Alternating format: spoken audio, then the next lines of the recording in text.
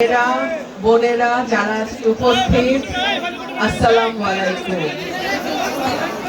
আজকে আব্দুল কাদের শাহ তার যে বাউল গানের আসর, সেই আসরে শুভ উদ্বোধন আমি ঘোষণা করছি।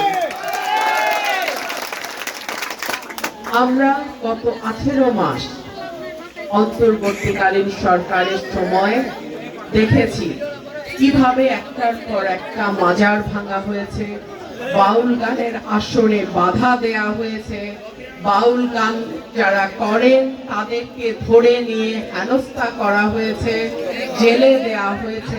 আমরা এগুলো দেখেছি।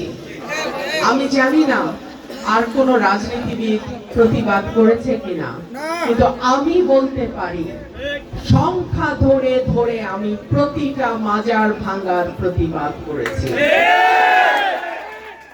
গত 2 দিন আগে, ঈদের একদিন পরে সিলেটে এইরকম বাউল গানের আসর ভাঙচুর করা হয়েছে।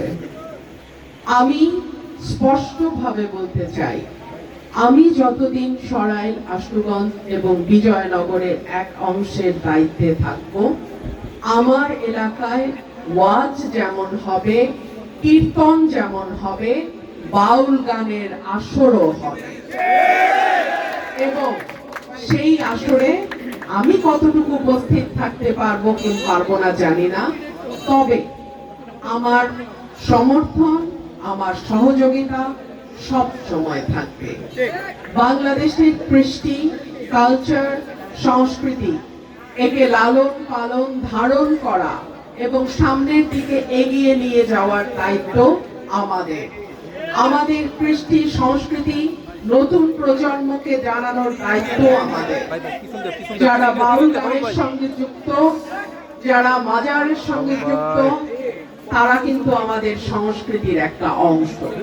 সুতরাং যার যার মত তার তার পথ, লাকুম দীনুকুম ওয়ালিয়া দীন। আমরা কেউ কারো মতের উপরে হস্তক্ষেপ করব না, করি না।